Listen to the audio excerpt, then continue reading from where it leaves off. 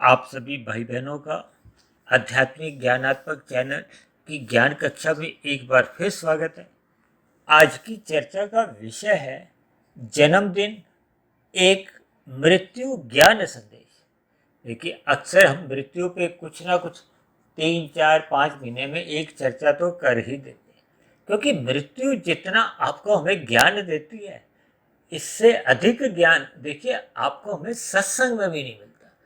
वैसे तो देखिए, ये मृत्यु शब्द एक ऐसा शब्द है जिस पर अक्सर एक साधारण मनुष्य बात करना कोई पसंद नहीं करता, सुनना भी कोई पसंद नहीं करता और बोलना भी कोई पसंद नहीं करता। लेकिन मेरा अपना ऐसा एक मानना है कि मृत्यु के ऊपर हम जितना अधिक चिंतन करते हैं ज्ञानपूर्वक, देखिए भय से चिंतन करने से आपका हमारा कोई कल्याण नहीं होता। जब हम ज्ञान पूर्वक इस पर एक चिंतन करते हैं, क्योंकि देखिए मृत्यु एक अटल सिद्धांत है। जन्म हुआ है तो मृत्यु तो अवश्य ही होनी ही। जन्म किसका होता है? ये तो स्थूल शरीर का जन्म होता है। वास्तव में तो देखिए, माता के गर्भ में एक शिशु की एक निर्माण क्रिया समाप्त होने के बाद, वो जो कि 9 माह की होती है, हम सभी भाई बहन इस बात से परिचित। लेकिन एक जन्म जो एक स्थूल शरीर का माना जाता है, वो तो माता के गर्भ से जब एक शिशु एक प्रकट होता है, जब बाहर की एक स्थूल अवस्था में आता है, उसको ही कहा जाता है कि ये जन्म। और साधारण तौर पर देखिए, इसी को ही जन्मदिन की एक तिथि भी माना लिया जाता है। इसी जन्म तिथि को ही सरकारी विभागों में भी दर्ज हो जाती है। जबकि देखिए, वास्तव में तो जन्म का जो एक क्षण है, वो जब माता के गर्भ में आत्मा का देखिए जब प्रवेश होता है, उसी दिन से ही आपके हमारी जो एक आयु मिली होती है, वो उस क्षण से ही घटनी भी शुरू हो जाती है। देखिए ये कितना एक विचित्र सत्य है। एक साधारण मनुष्य के ऐसी बातें पचाना, हजम करना थोड़ा मुश्किल हो जाता है। देखिए, अक्सर एक साधारण मनुष्य जन्मदिन तो मनाता है, और अक्सर देखिए बच्चों में तो ये एक विशेष रूप से मनाया जाता है, क्योंकि बच्चों में उमंग बनी रहे, उल्लास बना रहे, इसलिए जन्मदिन मनाए जाने में कोई बुराई नहीं है। देखिए, विदेशों में तो युवावस्था में, वृद्धावस्था में भी जन्मदिन मनाए जाते हैं, क्योंकि विदेशों में तो देखिए रजोगुण की या तमोगुण की ही प्रधानता है। और अब तो देखिए भारत में भी, चाहे कोई 40 वर्ष का है, कोई 50 वर्ष का है, कोई 60 वर्ष का है, कोई 70 वर्ष का है, कोई 80, 90 वर्ष के भी है, अभी भी देखिए उनको जन्मदिन मनाने की एक प्रक्रिया में गुजरने से एक खुशी होती। अक्सर देखिए एक साधारण मनुष्य जन्मदिन पर अपना मृत्यु के ऊपर कोई प्रवचन या उस पर कोई संदेश देना पसंद नहीं करता। हालांकि मैंने देखिए आज की वीडियो का जो नाम पहले रखा था, वो मैंने देखिए मृत्यु एक ज्ञान संदेश रखा था।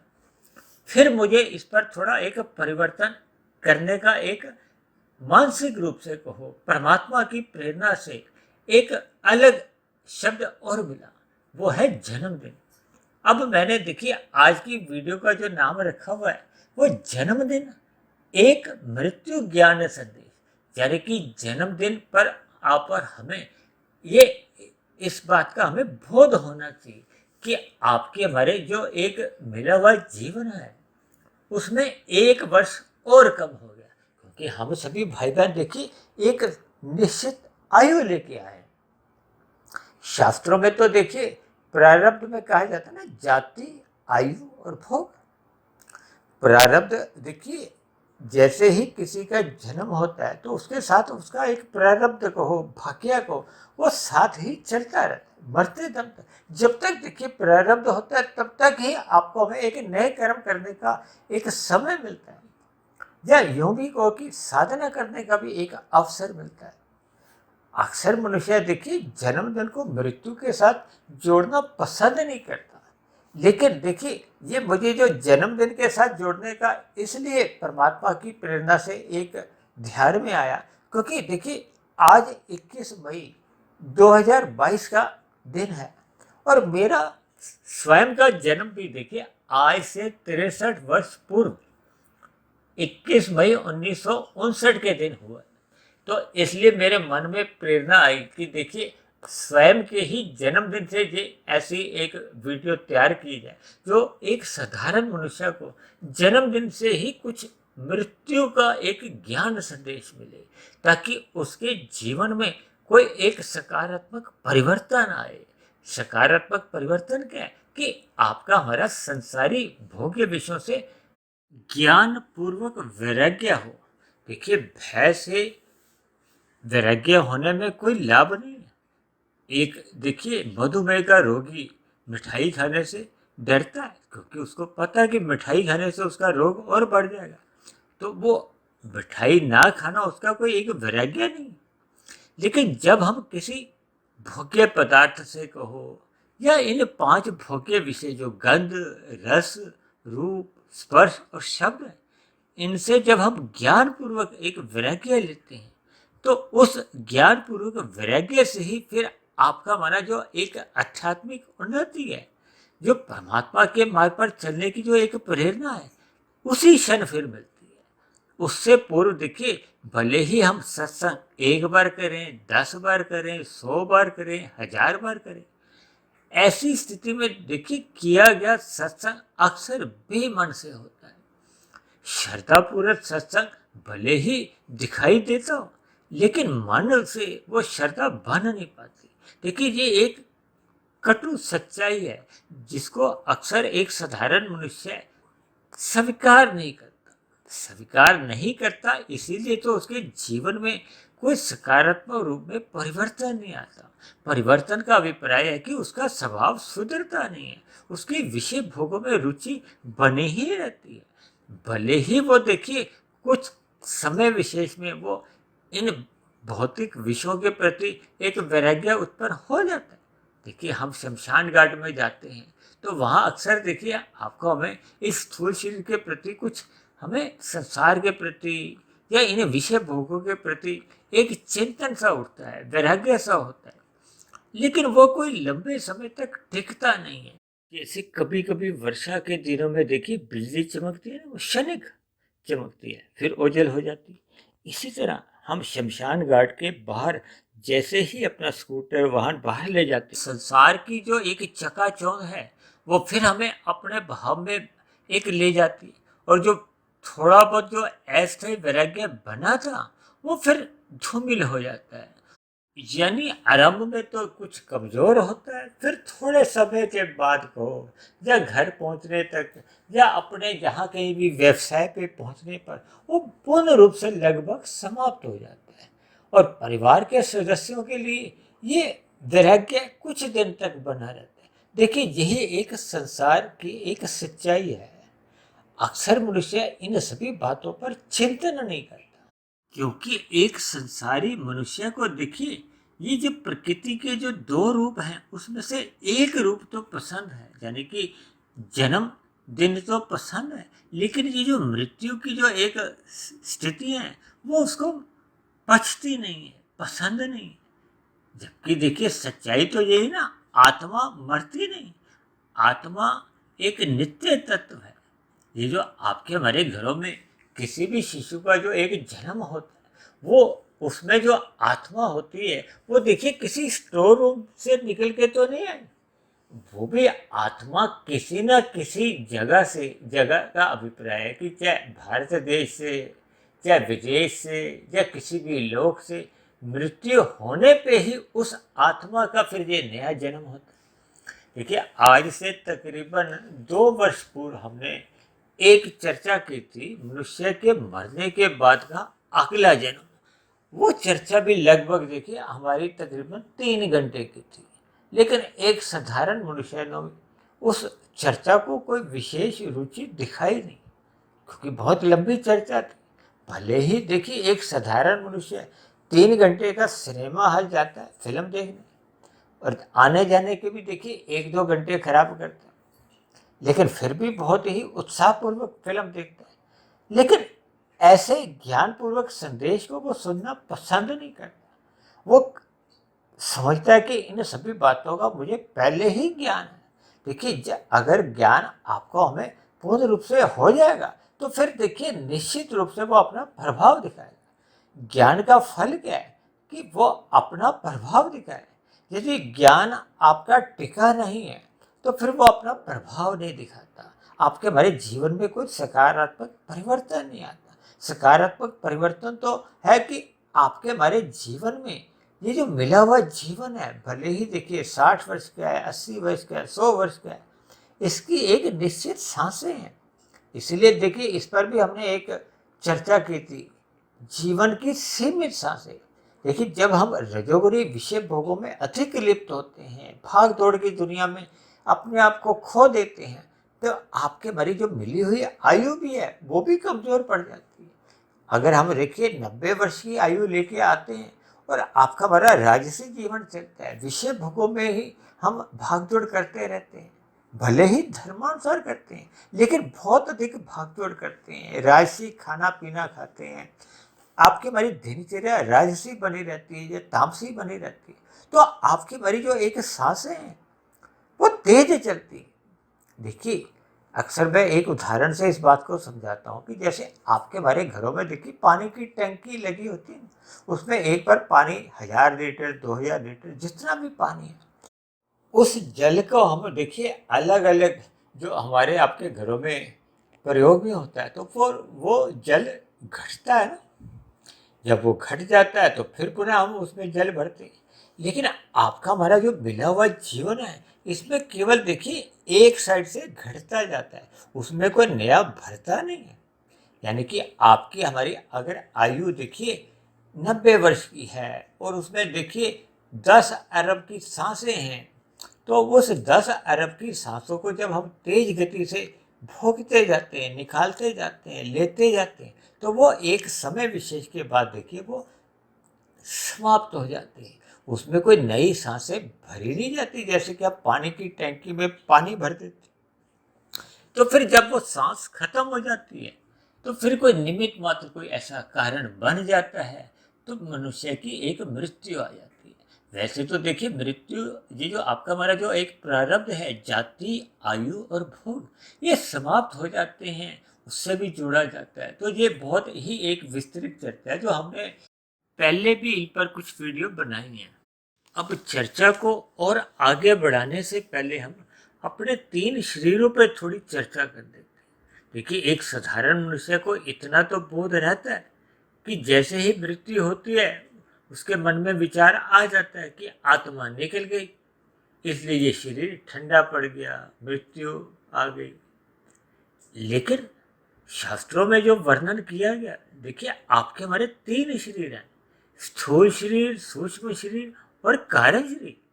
क्योंकि मनुष्य जोनि देखिए कर्म जोनि, साधना जोनि, शेष जितने भी जोनियां हैं उनको भोग जोनियां कहा जाता है। मनुष्य से नीचे की देखिए 80 लाख प्रकार की तामसी जोनियां हैं, दंड रूपी जोनियां। क्योंकि प्रकृति के देखिए 3 गुण है, तमोगुण है, रजोगुण और सतोगुण। तमोगुण से 10 गुना अच्छा रजोगुण कहा जाता है, रजोगुण से भी 10 गुना अच्छा सतोगुण कहा जाता है। और परमात्मा के लिए देखिए विशुद्ध सत्वगुण कहा जाता है, आत्मा के लिए भी आप विशुद्ध सत्वगुण समझ सकते हैं। जब हम प्रकृति के 3 गुण से आगे की बात करते हैं तो उसको हम शुद्ध कह देते हैं।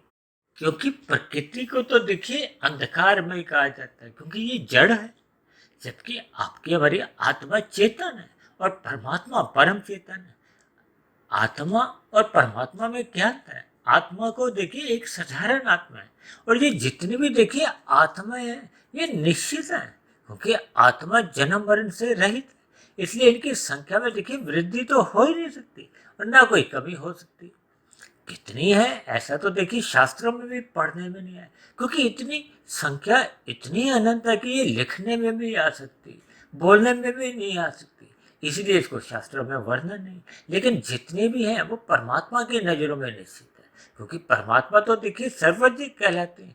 हम सभी भाई बहन आत्मा देखिए अल्पज्ञ हैं, हम सभी आत्माएं एक देशी हैं, जबकि परमात्मा देखिए सर्वदेशीय है, सर्वव्यापी एक सत्ता है।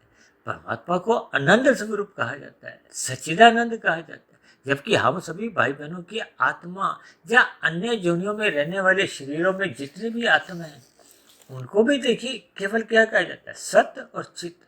हम ज्ञान युक्त, जबकि माया के ये जो तीन गुण है, तमोगुण, रजोगुण और सत्वगुण, ये जड़ कहलाते हैं, चेतन नहीं है। चेतन में लगते तब है जब परमात्मा की ब्रह्म शक्ति द्वारा इन गुणों में एक क्रियाशीलता लाई जाती है। क्रियाशीलता को हो, परिवर्तन को हो। जब सृष्टि का आरंभ होता है तो सत्वगुण में वृद्धि लाई जाती है। जब स्थिति बनती है, स्थिति में देखिए चार युग बार बार चलते रहते हैं, सतयुग, त्रेता, द्वापर और कलयुग। तो ये आपको जब स्थिति परिवर्तन देखने को मिलते हैं तो इनको कहा जाता है स्थिति। और जब इसका एक समय विशेष आ जाता है, प्रकृति में हरास्य आ जाता है कहो, या इस प्रकृति का एक प्रलय का समय आ जाता है, तो फिर तमोगुण में वृद्धि की जाती है। अक्सर एक साधारण मनुष्य अपनी मृत्यु से देखिए भयभीत रहता है। वो अपने स्थूल शरीर के विषय भोगों में इतना अधिक लिप्त रहता है कि उसको अपने स्थूल शरीर से मोह बना रहता है। उसको अपने परिवार के सदस्यों से भी मोह बना रहता है। देखिए, मैं किसी मोह की कोई निंदा नहीं करता, लेकिन ये सभी स्थितियों से हमें ज्ञान पूर्वक एक समझना चाहिए, ताकि आपका हमारा मिला हुआ जो एक जीवन है, जो निश्चित आपके हमारे हाथों से निकलता जा रहा है। देखिए, बचपन की एक बात मुझे याद आ रही है कि जब हम बचपन में खेलते थे, रेत को मुट्ठी में बंद कर लेते, तो मुट्ठी में देखिए उस रेत को जितना भी बंद कर लो, लेकिन वो थोड़ी थोड़ी सरकती जाती। इसी तरह आपका हमारा जीवन भी देखिए दिन प्रतिदिन ये सरकता जा रहा है, कमजोर होता जा रहा है। और एक क्षण ऐसा आएगा, देखिए ये एक निश्चित एक घटना है, क्योंकि मृत्यु एक निश्चित घटना इसलिए कही जाती है कि ऐसा कोई मनुष्य नहीं कि जो जन्म लेके मृत्यु को प्राप्त नहीं हो। क्योंकि आपके हमारे देखिए ये शरीर को पदार्थ भी कहा जाता है। ये जो पृथ्वी, जल, अग्नि, वायु, आकाश है, इन पांच पदार्थों का ही तो आपका हमारा शरीर बना है। अक्सर शमशान घाट में दो मनुष्य आपस में बात करते हैं तो कहते हैं ना, पांच तत्वों का बना था, पांच तत्वों में लीन हो गया। इतनी साधारण ज्ञान देखिए, भारत में तो एक साधारण मनुष्य को अक्सर इन छोटी छोटी बातों का ज्ञान बना रहता है। अक्सर गीता पे भी चर्चाएं होती हैं, लेकिन हम इन सभी बातों को ज्ञान पूर्वक अपने जीवन का एक हिस्सा नहीं बनाते, एक संस्कार नहीं बनाते। आपके जीवन में एक सकारात्मक परिवर्तन नहीं आता। भले ही हम देखिए कभी कभी ये सत्संग में इन बातों पर चर्चाएं करते हैं, लेकिन ये स्थूल शरीर के स्तर पर हम एक बेमन से चर्चाएं करते हैं, श्रद्धापूर्वक इस पर चिंतन नहीं करते। जब तक हम श्रद्धापूर्वक इन पर चिंतन नहीं करते, तब तक आपके हमारे मन में फिर इनका कोई बाद में मंथन नहीं होता। देखिए, मंथन कब होता है? जब हमने श्रद्धापूर्वक सत्संग करते हैं, फिर बाद में इस पर हम मंथन करें, विचार करें, शोध करें, तभी तो आपके हमारे कार्य शरीर में फिर वो उसके संस्कार बनते हैं। बने हुए संस्कार ही आपके हमारे एक दौलत है। यदि अच्छे संस्कार बने, यदि देखिए हम बुरे संस्कार, कुसंग के संस्कार बनाते जाते हैं, तो वही बुरे संस्कार फिर आपके हमारे मरने के बाद के ये अधोगति का कारण बनते। क्योंकि मनुष्य जीवन एक कर्म जोनि है, साधना जोनि है। कर्म जोनि को अक्सर देखिए हम परीक्षा जोनि के नाम से भी जोड़ देते हैं। जैसे हम परीक्षा में बैठते हैं 2-3 घंटे के लिए, तो 2-3 घंटे के समय में हम प्रश्न के जो उत्तर देते हैं, उन्हीं के तो हमें नंबर मिलते हैं। इसी तरह हम सभी भाई बहन देखिए मनुष्य जीवन में सकाम भाव से जैसे जैसे कर्म करते हैं, पाप कर्म करते हैं, तो उनका दुख रूपी फल मिलना निश्चित है। यदि हम पुण्य कर्म करते हैं तो उनका सुख रूपी फल मिलता है। सुख रूपी फलों का आप पर हम देखिए त्याग कर सकते हैं, लेकिन पाप कर्मों का हम त्याग कर नहीं सकते। देखिए, दुख रूपी फलों को तो हमें स्वयं को ही भोगना होता है। हम अपनी पत्नी को, अपने बच्चों को, अपने मित्रों को, या किसी भी अन्य अपने सगे संबंधियों को हस्तांतरित नहीं कर सकते, क्योंकि मनुष्य जोनि का तो इतना अधिक महत्व है कि आपका हमारा एक एक क्षण कीमती है। हमें मिले हुए जीवन का सदुपयोग करते हुए अपना सत्वगुण बढ़ाना चाहिए, क्योंकि मनुष्य से नीचे की जो जोनि है उनको देखिए तामसी जोनियां कहा जाता है। नीचे की देखिए जोनियों को दंड रूपी जोनियां भी कहा जाता है।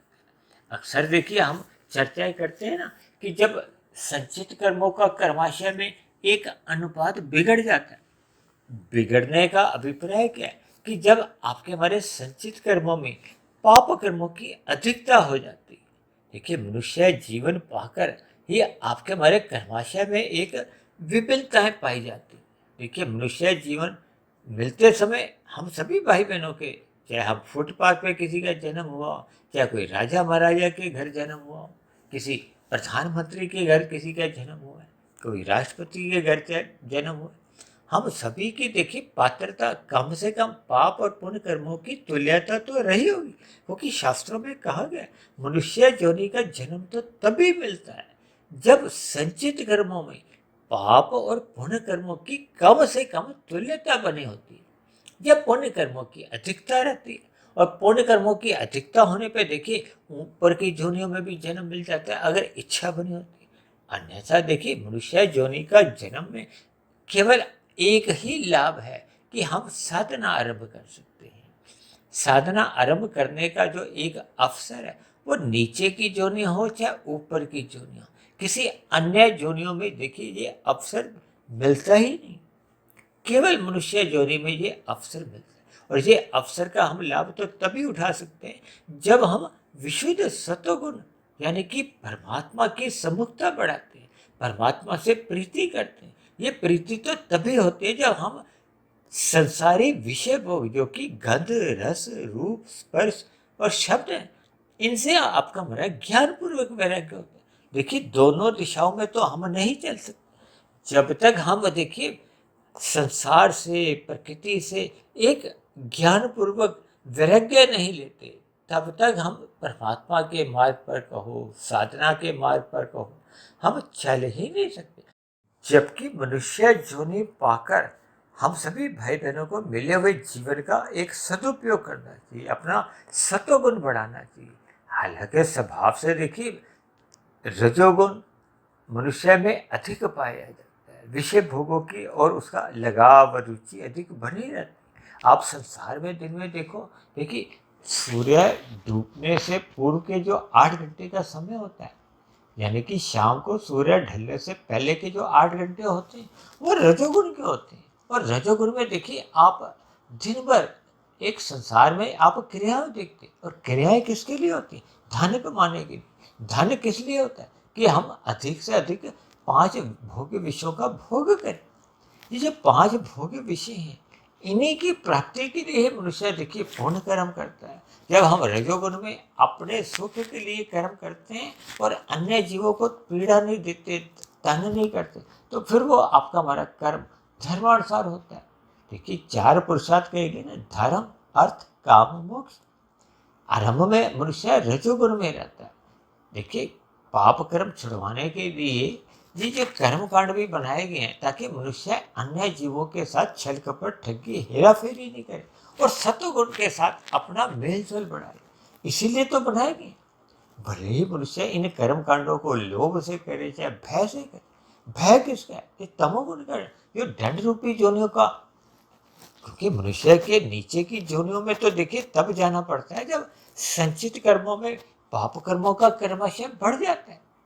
देखिए अक्सर मनुष्य नीचे की योनियों के नाम सुनने से भी भयभीत हो उठता है, लेकिन अपने पाप कर्मों को रोकने पर विचार नहीं करता। विचार इसलिए नहीं करता क्योंकि उसका ज्ञान धुंधला रहता है, उसको शास्त्रों का ज्ञान होता नहीं, कर्मफल सिद्धांत की बारीकियों का उसको बोध नहीं रहता, क्योंकि उसमें सत्वगुण की न्यूनता होती है। देखिए जब हम जन्मदिन मनाते हैं तो आपका हमारा रजोगुण बढ़ता है, और जब हम जन्मदिन में देखिए तामसी वृत्तियों में लिप्त होने लगते हैं तो फिर साथ में आपका हमारा तमोगुण भी बढ़ने लगता है।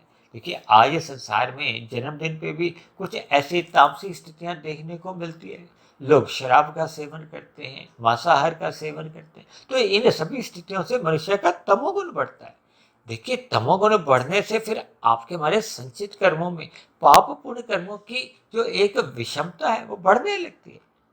और अक्सर फिर मरते समय देखिए जैसे हम परीक्षा जोनी में परीक्षा में बैठे होते हैं, आपका हमारा जो एक उत्तर पुस्तिका वो छीन ली जाती है ना, उसी तरह आपका हमारा ये जो स्थूल शरीर है, क्योंकि मृत्यु तो स्थूल शरीर की होती है, वो भी एक समय विशेष के बाद जब उसका प्रारब्ध खत्म हो जाता है, आयु खत्म हो जाती है, सांसें खत्म हो जाती है, तो वो स्थूल शरीर छीन लिया जाता है। कोई भी कारण मात्र बनता है, हम सबके देखिए स्थूल शरीर एक दिन छिन जाएंगे। मेरा स्थूल शरीर भी देखिए छिन जाएगा, आपका भी एक जो स्थूल शरीर है वो भी एक दिन छिन जाएगा। यानी कि हम सभी भाई बहनों की मृत्यु आना एक निश्चित घटना है, इसको हम टाल नहीं सकते। इसलिए हम सभी भाई बहनों को अपने मिले हुए जन्मदिन की तिथि पे हमें महसूस करना चाहिए, इसका चिंतन करते रहना चाहिए कि आपका हमारा मिला हुआ जीवन छोटा होता जा रहा है। जब मनुष्य को देखिए अपना मिला हुआ जीवन छोटा होता हुआ दिखाई देता है तो वो सचेत हो जाता है। जैसे आप परीक्षा में हो, आपका आधा घंटा रह गया तो आप अपनी उत्तर पुस्तिका जल्दी जल्दी चेक करते हो कि कोई गलत उत्तर तो नहीं दे दिया। इसी तरह हमें अपने कर्मों पर निगरानी रखनी होगी, सावधानी पूर्वक अपना दिनचर्या बितानी होगी और हमें अपना सत्वगुण बढ़ाना होगा। ये सत्वगुण देखिए तभी बढ़ पाता है जब हम ब्रह्म मुहूर्त का संग करते हैं। ब्रह्म मुहूर्त का संग तभी हो पाता है जब हम रात को तमोगुण के दूषित प्रभाव से अपने आप को बचाते हैं। यानी मनुष्य को रात को जल्दी सो जाना चाहिए ताकि तमोगुण के दूषित प्रभाव से भी बच जाए और सुबह जल्दी उठ जाए, ताकि ब्रह्म मुहूर्त का वो पूर्ण लाभ ले सके। जैसे जैसे आपका हमारा ब्रह्म मुहूर्त का हमें पूर्ण लाभ मिलने लगता है तो फिर आपके हमारे कार्य शरीर में शुभ संस्कार बनने लगते हैं। वो शुभ संस्कार दिन में जब रजोगुण चल रहा होता है, क्योंकि संसारी आकर्षण रजोगुण में है। ये जो स्त्री पुरुष का भी आकर्षण है, इसको भी शास्त्रों में देखिए रजोगुण के कारण ही कहा गया। ये जितने भी विषय भोग हैं ये रजोगुण के कारण ही है। देखिए स्थूल शरीर की आवश्यकताओं की पूर्ति करने में कोई बुराई नहीं, वो तो हमें करनी ही होती, अन्यथा ये स्थूल शरीर जीवित ही नहीं रह सकता।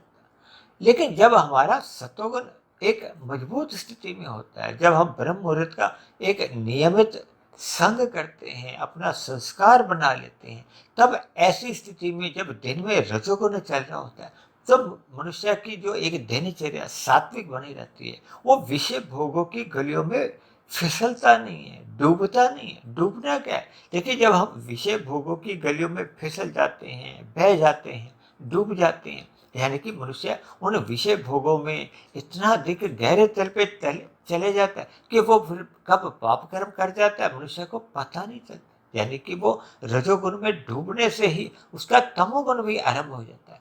इन सभी स्थितियों पर हम जितना अधिक चिंतन करेंगे, जितना अधिक हम देखिए राजसिक गतिविधियों से अपने आप को दूरी बनाएंगे। इसीलिए तो देखिए मैंने आज जन्मदिन को एक मृत्यु के साथ, एक ज्ञान संदेश के साथ एक जोड़ा है, ताकि हम अपने मिले हुए जीवन में प्रतिक्षण के घटने का एक बोध करें। और जन्मदिन के दिन तो देखिए विशेष रूप से इस बात का हमें बोध बना रहना चाहिए कि आपकी हमारी आयु घटती जा रही है। मुझे कुछ ऐसा ध्यान आ रहा है कि लगभग 1.5-2 वर्ष पहले हमने एक ऐसा वीडियो भी तैयार किया था कि क्या जन्मदिन मनाना चाहिए। उस पर भी हालांकि कुछ लोगों ने थोड़ा अपना विरोध प्रकट किया था। देखिए बच्चों का जन्मदिन मनाने में कोई बुराई नहीं है। युवावस्था में भी देखिए उमंग उल्लास बने रहने के लिए एक राजसी गतिविधि के रूप में जन्मदिन मनाया जा सकता है। लेकिन जैसे जैसे युवावस्था समाप्त होती है, प्रौढ़ अवस्था आरंभ हो जाती है, वृद्धावस्था आरंभ होने लगती है, तो शास्त्रों में तो कहा गया कि मनुष्य को अपना सत्वगुण बढ़ाना चाहिए। और सत्वगुण तभी बढ़ पाता है जब हम राजसिक गतिविधियों से अपनी दूरी बना लेते हैं। यदि हम देखिए उत्साहपूर्वक, उमंगपूर्वक इन जन्मदिन की गलियों में ही अपने आपको भोगों की गलियों में लिप्त बने रहते हैं तो फिर आपका हमारा जो सत्वगुण का संग है उसमें मन लगता नहीं। देखिए सत्संग में अक्सर ऐसे राशि मनुष्यों को देखिए घुटन भी होती है। ऐसी बातें अक्सर देखिए मनुष्य स्वीकार नहीं करता, लेकिन ये एक स्वाभाविक स्थिति है कि जब जब आपका हमारा रजोगुण एक मजबूत स्थिति में होगा तो आपका हमारा देखिए जो सत्संग है, वो ज्ञान की स्थिति है, वो धुंधली बनी रहती है। क्योंकि रजोगुण में ज्ञान धुंधला होता है।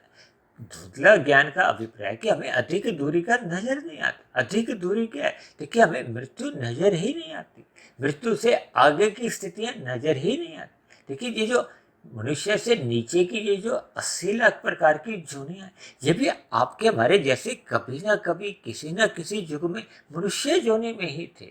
उन्होंने भी देखिए अधिक पाप कर्म कर देने पर अपना कर्माशय बिगाड़ लिया था, जिसके फलस्वरूप उनको देखिए नीचे की जोनियों में फिर आज दुख रूपी फल भोगने पड़ रहे। ये तो परमात्मा की उन सभी जोनियों के जीवों पर असीम कृपा बनी रहती है। परमात्मा ने उन सभी जोनियों के जीवों को कर्म से अचेत रखा हुआ है, ताकि उनको अपने मिले हुए जीवन के दुखों को सहने में पीड़ा नहीं हो। जबकि मनुष्य को देखिए सचेत रखा है, ताकि उसको बोध बना रहे, ताकि वो अपने वर्तमान मिले हुए जीवन में पाप कर्मों से भयभीत रहे, डरे, पाप कर्मों से बचे, पुण्य कर्म करे या विशेष प्रकार के सात्विक पुण्य कर्म करे, परोपकार के कार्य करे, और जितना संभव हो सके ज्ञान पूर्वक वैराग्य ले सके तो उसकी फिर आध्यात्मिक साधना आरंभ करे, ताकि सतोगुण से फिर वो विशुद्ध सतोगुण की ओर अपनी सम्मुखता बढ़ाए। ये तो तभी संभव हो पाती है जब हम देखिए रजोगुण से अपनी एक मर्यादा या एक धर्मानुसार एक दूरी बनाते हैं। हम स्थूल शरीर की आवश्यकताओं की पूर्ति तक ही एक अपने दिनचर्या रखते हैं। ऐसी स्थितियां निरंतर जीवन में बने रहने से ही फिर आपका हमारा देखिए निष्काम भाव से कर्म होने आरंभ होते हैं। निष्काम भाव से कर्म होना ही देखिए भगवान श्री कृष्ण ने अर्जुन को माध्यम बनाते हुए कर्म योग का जो एक संदेश दिया, उसी का नाम ही देखिए निष्काम भाव से कर्म करना है। हमें अपने कर्तव्य कर्मों को ईमानदारी से निभाना चाहिए। हमें फल की इच्छा रखने ही नहीं चाहिए। जैसे जैसे हम देखिए कर्म योग में परिपक्व हो जाते हैं, फिर ज्ञान योग में स्थिति बनती है। ये ज्ञान योग में देखिए ये जो स्थूल शरीर, सूक्ष्म शरीर, कारण शरीर का और प्रकृति के जो 3 गुण हैं, तमोगुण, रजोगुण और सतोगुण की क्या क्या स्थिति, देखिए हम तो प्रतिदिन ही इन सभी विषयों पर चर्चा करते हैं। देखिए भगवान परम चेतन सत्ता है, अनंत स्वरूप सत्ता है। हम सभी आत्माएं केवल साधारण चेतन है, ज्ञान स्वरूप है, आनंद रहित है। आनंद केवल और केवल परमात्मा का एक दिव्य गुण है। इसीलिए तो कहा जाता है ये जो 4 पुरुषार्थ है ना, धर्म, अर्थ, काम, मोक्ष। देखिए जब हम धर्म की 4 दीवारी में ही अपना अर्थ और काम रखते हैं, यानी कि धन कमाने में हम किसी भी प्रकार की कोई चतुराई नहीं करते, हेरा फेरी नहीं करते, छल कपट ठगी नहीं करते, और कामना का मतलब क्या है कि हम भोग इच्छाओं से एक दूरी बना लेते हैं, अपने स्थूल शरीर की आवश्यकताओं तक ही अपने जीवन को सीमित रखते हैं। ऐसी सात्विक दिनचर्या बने रहने से ही फिर आपके हमारे कर्मों में निष्कामता आती है। निष्कामता का अभिप्राय है कि मनुष्य कर्म योग में स्थित हो जाता है। योग किससे होना है? आत्मा का परमात्मा से योग होना है। कर्म योग से फिर ज्ञान योग, फिर ज्ञान योग से भक्ति योग का एक आरंभ होता है। भक्ति योग होने से ही फिर आपके हमारे कारण शरीर में जो अज्ञानता के कहो, भोग के जो बुरे संस्कार होते हैं, वो क्रमशः समाप्त होने लगते हैं, दग्ध बीज होने लगते हैं। जब बीज ही दग्ध बीज हो जाता है, जल जाता है, तो फिर आपके मन बुद्धि में यानी कि सूक्ष्म शरीर में किसी भी प्रकार के फुर्ने नहीं उठते। जब फुर्ने नहीं उठते तो फिर हम स्थूल शरीर की कर्मेंद्रियों द्वारा या ज्ञानेंद्रियों द्वारा कुछ कर्म नहीं करते, सुख नहीं भोगते। ये सभी स्थितियों को हमें ज्ञान पूर्वक समझना होगा। यानी कि स्थूल शरीर के रहते रहते अपने कार्य शरीर को पवित्र करना होगा। पवित्र करने का अभिप्राय है कि हमें अपने भोग के, अज्ञानता के सभी संस्कारों को दग्ध बीज करना है, ताकि आपका हमारा कार्य शरीर समाप्त हो। कार्य शरीर के समाप्त होते ही सूक्ष्म शरीर समाप्त हो जाए। और देखिए स्थूल शरीर तो हम सभी के बिना प्रयासों के, बिना साधना के अपने आप ही समाप्त हो जाते हैं। ऐसी स्थिति बनने पे यानी कि स्थूल शरीर के रहते रहते जब कारण शरीर और सूक्ष्म शरीर समाप्त हो जाते हैं, उसी को ही मायातीत की स्थिति कहा जाता है। ऐसी स्थिति बनने पे फिर स्थूल शरीर के मरने पे मनुष्य मोक्ष की स्थिति में, आनंदमय स्थिति में एक लंबे समय के लिए मोक्ष काल में चले जाता है। और मोक्ष काल में चले जाने का अर्थ है कि ये जो जन्म मरण के जो एक 84 लाख प्रकार की जोनियों में जो एक बंधन है, देखिए भले ही हम मनुष्य जोनि में बार बार जन्म लें, लेकिन स्थूल शरीर के साथ ही सुख दुख बने ही रहते हैं। इसीलिए तो भगवान श्री कृष्ण ने अर्जुन के माध्यम बनाते हुए हम सभी भाई बहनों को इस जगत के लिए एक दुखालय शब्द से संबोधित किया। इस जगत में देखिए त्रिविध ताप बने रहते हैं, जिनको कहते हैं ना आध्यात्मिक दुख, भौतिक दुख, दैविक दुख। इन सभी पर भी देखिए हमने पहले भी चर्चाएं की। इसलिए मेरी आप सभी भाई बहनों से विनती है कि अपने मिले हुए जीवन में ये जो जन्मदिन जैसी जो राशि स्थिति हैं, विशेष रूप से देखिए जिनकी उम्र 50-55 वर्ष की हो चुकी है, ऐसे सभी भाई बहनों से मेरी हाथ जोड़ के विनती है कि अपने मिले हुए जीवन में राशि गतिविधियों को आप नियमित रखना चाहिए। उनमें अधिक रुचि रखनी नहीं चाहिए। अधिक रुचि बनने से फिर आपका बड़ा सत्वगुण का संग होने में कई प्रकार की देखिए बाधाएं आती हैं। क्योंकि संसार में तो देखिए ऐसी मान्यता भी बने हुए हैं कि एक साधारण मनुष्य देखिए शव यात्रा के जाते समय तो राम नाम सत्य अक्सर बोलना में वो पसंद करता है, लेकिन उस स्थिति विशेष से बाहर आने पे ये राम नाम सत्य जैसे शब्दों को भी बोलने में थोड़ा भयभीत रहता है। देखिए राम नाम सत्य है, इस बात में किसी भी प्रकार की कोई संदेह नहीं है। राम शब्द का मतलब है कि राम शब्द हर क्षण हर स्थान पे एक रमा हुआ है। उस सर्वव्यापी सत्ता का नाम ही राम है, जिसको अक्सर मनुष्य देखिए केवल शव यात्रा जाते समय ही बोलना एक अपना कर्तव्य समझता है, या उसको एक दबे मन से बोलता है, जबकि एक अन्य साधारण स्थितियों में इन शब्दों को बोलने से भी देखिए भयभीत रहता है।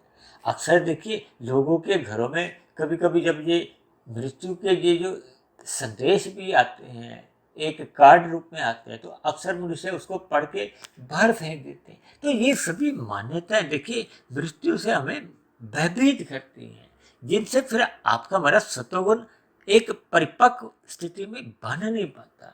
इसलिए मेरी आप सभी भाई बहनों से विनती है कि ब्रह्म मुहूर्त में इन सभी बातों पर आप चिंतन करें। जितना जितना आपका चिंतन एक सही दिशा में परमात्मा की ओर चलता जाएगा, तो फिर सहज ही आपका इन राशि विषय भोगों के प्रति सहज ही ज्ञान पूर्वक वैराग्य बनने लगेगा। फिर हम सभी बातों को ज्ञान पूर्वक स्वीकार करेंगे, क्योंकि मोक्ष के अभाव में आपके हमारे कार्य शरीर में जैसा जैसा कर्माशय बना होता है, जैसे जैसे संस्कार बने होते हैं, उसी के आधार पर ही मरने के बाद हमें अगली जोनी मिलती है। तो इन सभी स्थितियों पर हमें ज्ञान पूर्वक विचार करना चाहिए। ये तभी संभव हो पाता है जब हम अपनी सात्विक दिनचर्या बनाते हैं, और सात्विक दिनचर्या तभी बन पाती है जब मनुष्य सतोगुण में रहना, यानी कि विशुद्ध सतोगुण का संग करना अपना स्वभाव बना लेता है। तो ऐसी सभी शुभ स्थितियां आप सभी भाई बहनों के जीवन में भी जल्द से जल्द बने, ताकि हम सभी भाई बहनों का ये जो रजोगुण है या जन्मदिन है, ये एक मर्यादा में रहे।